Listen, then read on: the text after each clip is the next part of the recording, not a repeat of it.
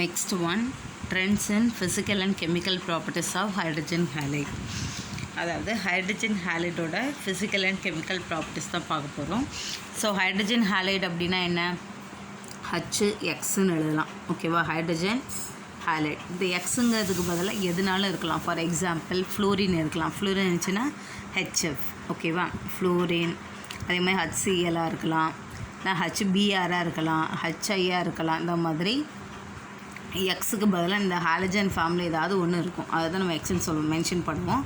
So இதை நம்ம என்னென்னு சொல்கிறோன்னா ஹைட்ரஜன் ஹாலைட்னு சொல்கிறோம். இந்த ஹைட்ரஜன் ஹாலைட் வந்து மெயினாக அதில் நம்ம எப்படி ப்ரிப்பேர் பண்ணலான்னு பார்த்தீங்கன்னா, first one preparation of hydrogen chloride கொடுத்துருக்காங்க. ஸோ ஹைட்ரஜன் குளோரைட் வந்து நம்ம ஈஸியாக டைரக்ட் காம்பினேஷன் மெத்தடில் ப்ரிப்பேர் பண்ண முடியும். ஹைட்ரஜனே குளோரினே நம்ம ரியாக்ட் பண்ண வச்சா கூட நமக்கு ஈஸியாக நம்ம டைரெக்டாக ப்ரிப்பேர் பண்ணிடலாம்.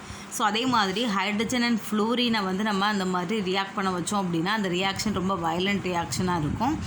ஸோ அதே மாதிரி ஹைட்ரஜன் புரோமின், ஹைட்ரஜன் அயோடினெல்லாம் நம்ம ரியாக்ட் பண்ண வச்சோம் அப்படின்னா ஃபஸ்ட் நம்ம HBr எல்லாம் ஃபார்ம் ஆச்சு அப்படின்னாலும் அகெயின் அது வந்து ரிவர்சபிள் ப்ராசஸாக இருக்கும். அதனால் நமக்கு ப்ராடக்ட் வந்து பியூர் ஃபார்மில் கிடைக்காது. ஓகேவா? ஸோ நெக்ஸ்ட் ஒன் இதோட கெமிக்கல் ப்ராப்பர்ட்டிஸ்ன்னு பார்த்தோம் அப்படின்னா டிஸ்பிளேஸ்மெண்ட் ரியாக்ஷனில் இன்வால்வ் ஆகும். டிஸ்பிளேஸ்மெண்ட்னா என்ன? நம்ம ஆல்ரெடி படிச்சிருப்போம். டிஸ்பிளேஸ்மெண்ட் அப்படின்னா இப்போ இங்கே AB, இப்போ ஃபார் எக்ஸாம்பிள் HCl நம்ம எடுத்துக்கலாமா? ஓகே. ஸோ HCl தான் இப்போ இங்கே இருக்குது அப்படின்னா அது வந்து என்ன பண்ணோம் அப்படின்னா, இப்போது இது சல்ஃபூரிக் ஆசிடில் ரியாக்ட் பண்ணுது அந்த மாதிரி ஏதாவது இருந்துச்சு அப்படின்னா அதில் உள்ள அயான்ஸ் வந்து இந்த இப்போ குளோரின் வெளியில் போகுது அப்படின்னா அதுக்கு பதிலாக இன்னொரு அயான் வந்து டிஸ்பிளேஸ்ட் ஆகும். ஓகேவா? ஸோ இந்த மாதிரியான டிஸ்பிளேஸ்மெண்ட் ரியாக்ஷனில் இன்வால்வ் ஆகுது. ஸோ அப்படி ஹைட்ரஜன் குளோரைட் வந்து டிஸ்பிளேஸ்மெண்ட் ரியாக்ஷனில் இன்வால்வ் ஆகும்போது நமக்கு அயானிக் குளோரைட்ஸ் வந்து கிடைக்கும். அதே மாதிரி ஹையர் டெம்பரேச்சரில் ஹைட்ரஜன் சல்ஃபைட் வந்து என்ன ஃபார்ம் பண்ணோம் அப்படின்னா திரும்ப ஃபர்தர் அது ஃபார்ம் ஆனதுக்கப்புறமா அகெயின் திரும்பவும் ரியாக்ட் ஆகி அயானிக் குளோரைடாகவே நமக்கு கிடைக்கும். ஸோ டிஸ்பிளேஸ்மெண்ட் ரியாக்ஷன் வந்து நமக்கு எதுக்கு யூஸ் ஆகும்னு பார்த்தீங்க அப்படின்னா ஹைட்ரஜன் ஃப்ளோரைடில் வந்து அயானிக் ஃப்ளோரைடில் தான் ஹைட்ரஜன் ஃப்ளோரைட் ப்ரிப்பேர் பண்ணுறதுக்கு மெயினாக யூஸ் ஆகுது. Next hydrogen bromine, hydrogen iodide வந்து என்ன ஆகிடும் அப்படின்னா சல்ஃபூரிக் ஆசிடில் ஆட் பண்ணும்போது ஆக்சிடைஸ்ட் ஆகிரும். அதனால் இதுலேயும் நம்ம என்ன பண்ண முடியும், இந்த டைப் ஆஃப் மெத்தட்லேயும் ஹைட்ரஜன் அயோடைடோ ஹைட்ரஜன்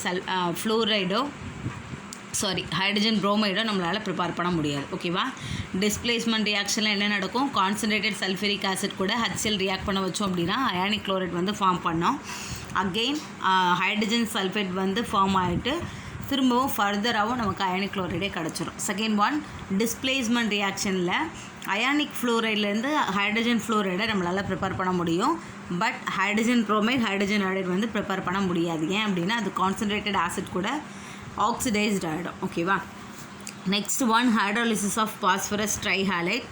ஸோ பாஸ்பரஸ் ட்ரைஹாலைட் எடுத்திருக்காங்க. ஸோ அதை நம்ம வாட்டர் கூட ரியாக்ட் பண்ண வைக்கும்போது நமக்கு பாஸ்பரிக் ஆசிட் வந்து நமக்கு கிடச்சிரும். சரியா? ஸோ அது கூட நமக்கு நம்ம ப்ரிப்பேர் பண்ண வேண்டிய ஹைட்ரஜன் ஹாலைடை நம்ம ப்ரிப்பேர் பண்ண முடியும். ஓகேவா? ஸோ இதில் நம்ம ப்ரிப்பரேஷன் மெத்தட் தான் ஃபஸ்ட்டு பார்த்துட்டு வரோம். ஓகேவா? டிஸ்பிளேஸ்மெண்ட் ரியாக்ஷன் அது எல்லாமே. ஸோ இதுவுமே ப்ரிப்பரேஷன் மெத்தட்ஸ் தான். ஓகேவா? பாஸ்பரஸ் ட்ரைஃப்ளோரைடில் நம்ம வாட்டரில் நம்ம ஆட் பண்ணும்போது வாட்டரில் ட்ராப் வைஸில் ஆட் பண்ணுவாங்க. பாஸ்பரஸ் ட்ரைஃப்ளோரைட் ஆட் பண்ணும்போது நமக்கு ஹைட்ரஜன் ஹாலைட் ஃபார்ம் ஆகிடும். பட் பாஸ்பரஸ் ட்ரைஃப்ளோரைடில் இருந்து மட்டும் நம்மளால் என்ன பண்ண முடியாது, ப்ரிப்பேர் பண்ண முடியாது. ட்ரைக்ளோரைடாக இருக்கலாம், ட்ரைப்ரோமைடாக இருக்கலாம், ட்ரை அயோடைடு எதுனாலும் நம்ம ப்ரிப்பேர் பண்ண முடியும். ஓகேவா? நெக்ஸ்ட் ஒன், ஹைட்ரஜன் புரோமைடு எப்படி ப்ரிப்பேர் பண்ணலாங்கிறத கொடுத்துருக்காங்க. ஸோ ஹைட்ரஜன் புரோமைட் வந்து நம்ம எப்படி ப்ரிப்பேர் பண்ணலாம் அப்படின்னா அதே ஸ்டெப்பில் புரோமினை வந்து நம்ம ட்ராப் வைஸ் ஆட் பண்ணுறோம். எதில் அப்படின்னா paste of red phosphorus and water. So red phosphorus எடுத்து அதில் நம்ம வாட்டரை மிக்ஸ் பண்ணிவிட்டு அந்த இதில் அந்த பேஸ்ட்டில் நம்ம ட்ராப் வைஸ் புரோமினை ஆட் பண்ணும்போது நமக்கு ஹைட்ரஜன் புரோமைட் ஃபார்ம் ஆகும். ஓகேவா? இது ஒரு ப்ரிப்பரேஷன். நெக்ஸ்ட்டு ஹைட்ரஜன் அயோடைட் வந்து எப்படி நம்ம ப்ரிப்பேர் பண்ணுவோம் அப்படின்னா அதே மாதிரி ரெட் பாஸ்பரஸில் அயோடினை மிக்ஸ் பண்ணிவிட்டு வாட்டர் ட்ராப் வைஸ் ஆட் பண்ணுவோம். அப்படி ஆட் பண்ணும்போது ஹைட்ரஜன் அயோடைட் வந்து நமக்கு ப்ரிப்பேர் ஆகும். ஓகேவா? Okay. Next any halogen vapors which escapes with the hydrogen halide is removed by passing the gas through a column of moist red phosphorus. நமக்கு ஏதாவது ஒரு இந்த ஹைட்ரஜன் ஹாலைட் வேப்பர் வந்து நமக்கு வேணும் அப்படின்னா நம்ம வந்து எப்படி ப்ரிப்பேர் பண்ணிக்கலாம்னா அந்த ரெட் பாஸ்பரஸ் மாய்ஸ்ட் ரெட் பாஸ்பரஸில் அதை நம்ம பாஸ் பண்ணி நம்ம ப்ரிப்பேர் பண்ணிக்க முடியும். ஓகேவா. நெக்ஸ்ட்டு இன்னொரு டைப் ஆஃப் ப்ரிப்பரேஷன் கொடுத்துருக்காங்க. என்ன அப்படின்னா ஹாலஜனை வந்து ரெடியூஸ் பண்ணுறோம். ஹைட்ரஜன் ஹாலைடை ரெடியூஸ் பண்ணுறோம். ஸோ அதுக்கு வந்து நம்ம என்ன ரியாக்டர்னு எடுக்கிறோம் அப்படின்னா ஹைட்ரஜன் சல்ஃபைடு எடுத்துக்கிறோம். ஹைட்ரஜன் சல்ஃபைடு எடுத்து அது கூட நம்ம ஹாலஜன்ஸ் ஆட் பண்ணும்போது அதில் நமக்கு டிஸ்பிளேஸ்மெண்ட் ரியாக்ஷன் மாதிரி நடந்து அதாவது ரிடக்ஷன் நடக்குது. ரிடக்ஷனாக என்ன? Removal of hydrogen, addition of hydrogen. So அதே மாதிரி ரிமூவல் ஆஃப் ஆக்சிஜன். ஸோ இந்த இடத்துல சல்ஃபர்லேருந்து ஆக்சிஜன் ரிமூவ் ஆகி எங்கே வந்துடுது? ஹாலஜன் கூட ஆட் ஆகுது. அப்போ இது வந்து என்னது? ரிடக்ஷன் நடக்குது. ஓகேவா. So next one hydrogen chloride is obtained by a byproduct of the reactions between hydrocarbon of halogen. ஓகேவா. இங்கே வந்து நமக்கு ஹைட்ரஜன் குளோரைடு வந்து நமக்கு பை ப்ராடக்டாகவும் இந்த மாதிரி ரியாக்ஷனில் நமக்கு ஃபார்ம் ஆகும். நெக்ஸ்ட்டு ஒன் இந்த ஹைட்ரஜன் ஹாலைடோட கேரக்டரிஸ்டிக்ஸ் அந்த ப்ராப்பர்ட்டிஸ் கொடுத்துருக்குறாங்க. ஸோ இது வந்து என்னது? Hydrogen fluoride, hydrogen chloride, hydrogen bromide, hydrogen iodine. இதோட பாண்ட் டிசோசியேஷன் எனர்ஜின்னு பார்த்திங்க அப்படின்னா இதுக்கு வந்து ஹை எனர்ஜி தேவைப்படும். இந்த ஹச்எஃப் பாண்டை வந்து நம்மளால் பிரேக் பண்ணுறது கஷ்டம். சரியா. நிறைய ஹை அமௌண்ட் ஆஃப் எனர்ஜி தேவைப்படும். நெக்ஸ்ட்டு HCl, அதுக்கப்புறம் HBr, HI. ஸோ HIயை தான் நம்மளால் என்ன பண்ண முடியும்? ஈஸியாக அதில் உள்ள பாண்ட் தான் டிசோசியேட் ஆகும். ஓகேவா. அப்புறம் அயானிக் கேரக்டர்னு பார்க்கும்போது இதுலேயுமே நமக்கு இதுதான் ஹையாக இருக்கும். போக போக ஹைட்ரஜன் அயோடைடு தான் லெஸ்ஸாக இருக்கும் ionic product. Okay. So next இதில் வந்து பாண்ட் டிசோசியேஷன் எனர்ஜி வந்து அப்படியே டிக்ரீஸ் ஆகிட்டே வருதுல்ல. ஸோ அது எதனால் டிக்ரீஸ் ஆகிட்டே வருதுன்னு பார்த்திங்க அப்படின்னா thermal stability of hydrogen halide வந்து கம்மியாகும். ஃப்ளோரின் டு அயோடின் போகும்போது தெர்மல் ஸ்டெபிலைசேஷன் எனர்ஜி வந்து இந்த ஹைட்ரஜன் வந்து டிக்ரீஸ் ஆகிறதுனால பாண்ட் டிசோசியேஷன் என்தால்பியும் டிக்ரீஸ் ஆகுது. ஓகே. இதெல்லாம் ஒன் வேர்ட்ஸ்க்கு கேட்டால் எழுத தெரியணும். ஃபார் எக்ஸாம்பிள் ஹைட்ரஜன் அயோடைடு வந்து எந்த டெம்பரேச்சரில் டீகம்போஸ் ஆகும்னா 400 டிகிரி செல்சியஸில் டீகம்போஸ் ஆகி ஆகிடும். அதே மாதிரி hydrogen fluoride and hydrogen chloride பார்த்திங்க அப்படின்னா அந்த டெம்பரேச்சர்லேயும் என்ன பண்ணும்? ரொம்ப ஸ்டேபிளாக இருக்கும். ஓகேவா. ஸோ நெக்ஸ்ட் அதே மாதிரி ரூம் டெம்பரேச்சர்லன்னு பார்க்கும்போது ஹைட்ரஜன் ஹாலைட்ஸில் எல்லாமே கேஸஸாக இருக்கும். பட் ஹைட்ரஜன் ஃப்ளூரைட் மட்டும் என்ன பண்ணும் அப்படின்னா லிக்விடாக கன்வெர்ட் ஆகிடும். அப்போ அது கேஸை விட லிக்விட் வந்து எப்படி தான் இருக்கும்? ஸ்டேபிள் தான். ஓகேவா. இப்போ the gases are colorless but the moist air gives white fumes due to the production of droplets of hydrohalic acid. In HF, due to the presence of strong hydrogen bond, it has high melting and boiling point. HFல என்ன இருக்குது? Strong hydrogen bond இருக்கிறதுனால melting and boiling பாயிண்ட்டுமே ஹையாக இருக்கும். ஓகேவா. This effect is absent in other hydrogen allied. மற்ற hydrogen ஹாலைட்டில் இருக்காது. So இதில் வந்து எல்லா ஹைட்ரஜன் ஹாலைடையும் கம்பேர் பண்ணி இதில் கொடுத்துருக்குறாங்க. சரியா. ஃபஸ்ட்டு என்ன பாயிண்ட் கொடுத்துருக்காங்க? பாண்ட் டிசோசியேஷன் எனர்ஜி எப்படி இருக்கும் அப்படின்னு கொடுத்துருக்காங்க. அப்புறம் அயானிக் கேரக்டர் பற்றி கொடுத்துருக்குறாங்க. ஸோ பாண்ட் டிசோசியேஷன் எனர்ஜி எதனால் டிக்ரீஸ் ஆகுது அப்படின்னா தெர்மல் ஸ்டெபிலிட்டி ஆஃப் ஹைட்ரஜனை டிபெண்ட் பண்ணி டிக்ரீஸ் ஆகுது. அதுக்கு தான் எக்ஸாம்பிள் கொடுத்துருக்குறாங்க. ஓகேவா. நெக்ஸ்ட்டு ஒன் கெமிக்கல் ப்ராப்பர்ட்டிஸ் இதில் இருந்தால் ஸ்டார்ட் ஆகுது. ஸோ கெமிக்கல் ப்ராப்பர்ட்டிஸ்ன்னு பார்த்திங்க அப்படின்னா அதில் அசிடிக் ப்ராப்பர்ட்டி எடுத்துக்கலாம். இப்போது அல்கைல் ஹாலைடு எல்லாமே ஆசிட் மாதிரி பிஹேவ் பண்ணும். ஏன் அப்படின்னா அது வந்து ஈஸியாக என்ன பண்ணிடும்? வாட்டரில் சால்யூபிள் ஆகும். டியூ டு த அயனைசேஷன் நடக்கிறதுனால ஈஸியாக சால்யூபிள் ஆகிடும். எப்படி அயனைசேஷன் நடக்கும் அப்படின்னா இது H+ ஆகும், X- ஆகும் போயிடும். அப்போ H+ வந்து வாட்டர் கூட ஆட் ஆகி ஹைட்ரோனியம் அயன் ஃபார்ம் ஆகிடும். ரிமைனிங் உள்ள இந்த ஹாலஜன்ஸ் Cl- ஆவோ, F- ஆவோ, Br- ஆவோ இல்லைனா I- நமக்கு எலிமினேட் ஆகிடும். ஓகேவா. Solution of hydrogen halides are therefore acidic. இந்த சொல்யூஷன் வந்து அசிடிக் சொல்யூஷனாக இருக்கும். And known as hydrohalic acids. அதனால் இதை நம்ம என்னென்னு சொல்கிறோம் அப்படின்னா ஹைட்ரோஹாலிக் ஆசிட் சொல்கிறோம். So hydrochloric, hydrobromic, hydroiodic acids அந்த மாதிரியெல்லாம் நம்ம சொல்கிறோம்.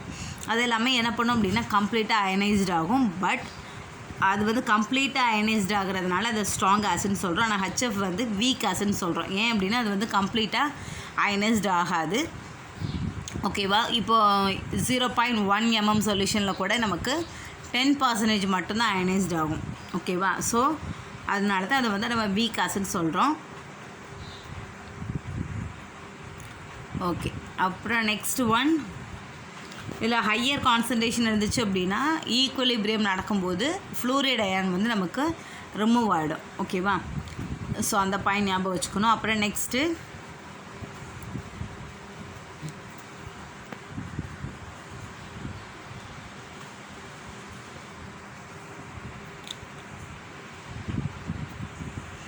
நெக்ஸ்ட்டு ஒன் வந்து இதில் டிசோசியேஷன் ஆஃப் ஹைட்ரஜன் ஃப்ளூரைட் வந்து பார்த்தோம் அப்படின்னா அது வந்து இன்க்ரீஸ் ஆகும். அதே மாதிரி ஹைட்ரஜன் அயான் கான்சன்ட்ரேஷன் வந்து இந்த மாதிரியான சால்ட்டில் சோடியம் பைஃப்ளூரைட், பொட்டாசியம் பைஃப்ளூரைட், அமோனியம் பைஃப்ளூரைட் அதில் எல்லாமே ஸ்டேபிளாக இருக்கும். ஓகேவா? அது எல்லாமே ரீட் பண்ணிக்கோங்க. நெக்ஸ்ட் ஒன் ஹைட்ரோஹாலிக் ஆசிடோட அந்த அசிடிக் ப்ராப்பர்ட்டியை வச்சு கொடுத்துருக்குறாங்க. இது வந்து என்ன பண்ணும் அப்படின்னா ஈஸியாக சால்ட் வந்து ஃபார்ம் பண்ணும். ஆசிட் கூட ரியாக்ட் ஆகி ஆசிட் பேஸ் அந்த மாதிரி எல்லாம் அது கூட ரியாக்ட் ஆகி நமக்கு சால்ட்டை வந்து ஃபார்ம் பண்ணும்.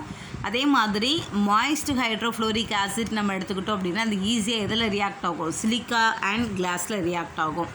ஸோ இதுவுமே உனக்கு கொஷனில் கேட்பாங்க, எதனால் ஹெச்எஃப்பை வந்து அந்த கிளாஸ் பாட்டிலில் ஸ்டோர் பண்ண முடியாது அப்படிங்கிற அந்த ரீசனிங் கொஷின்ஸ் கேட்பாங்க. ஸோ அதுக்கு வந்து இதுதான் ரீசனாக எழுதணும். ஏன் அப்படின்னா ஹைட்ரோஃப்ளோரிக் ஆசிட் வந்து என்ன பண்ணிட்டோம், ரேப்பிடாக ரொம்ப ஸ்பீடாகவே ரியாக்ட் ஆகிரும் சிலிக்கான் கிளாஸ் கூட. ஓகேவா? ஸோ அந்த கொஷினுக்கு நீங்கள் இந்த 2 ஈக்குவேஷனும் எழுதணும். சிலிக்காவோட ஃபார்முலா என்ன? SiO2. அது கூட HF ஆட் பண்ணும்போது சிலிக்கா டெட்ராஃப்ளோரைடு வந்து ஃபார்ம் ஆகிடும். அகெயின் சோடியம் சிலிக்கேட் இருந்துச்சு அப்படின்னா அது கூடயும் HF ரியாக்ட் ஆகி சோடியம் சிலிக்கா ஃப்ளோரைடு வந்து நமக்கு ஃபார்ம் ஆகிடும். ஓகேவா? So next one oxidation. Hydrogen iodide வந்து என்ன பண்ணும் அப்படின்னா ஈஸியாக ஆக்சிடைஸ்ட் ஆகி நமக்கு அயோடினை தனியாக கொடுத்துரும். ஸோ அதனால் இதை வந்து நம்ம ரெடியூசிங் ஏஜெண்டாக கூட நம்ம யூஸ் பண்ண முடியும். ஓகேவா? Okay. So next one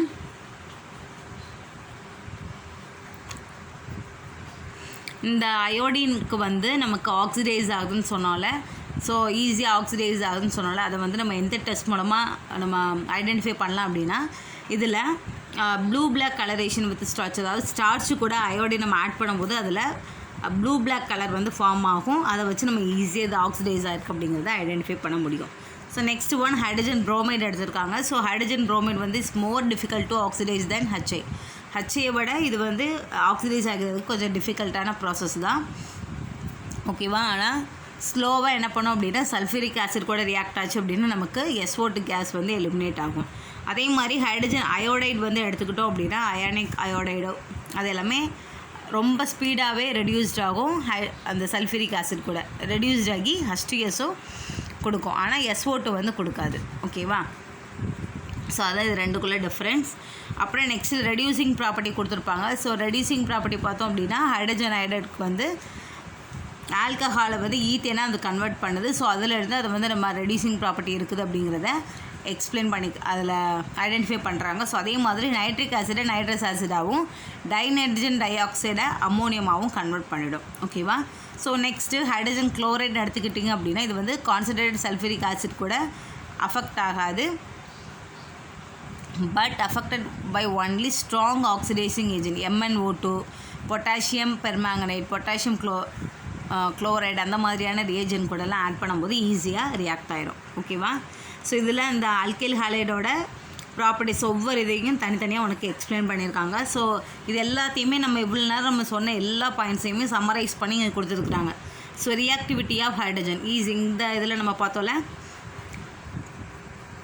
so hydrogen கூட நமக்கு ஆட் ஆகிருக்கக்கூடிய ஸோ அந்த ரியாக்டிவிட்டி வந்து நமக்கு எப்படி இருக்குன்னு பார்த்தோம் அப்படின்னா டிக்ரீஸ் ஆகும். ஃப்ளூரின்லேருந்து அயோடின் வரைக்கும் போகும்போது டிக்ரீஸ் ஆகுது.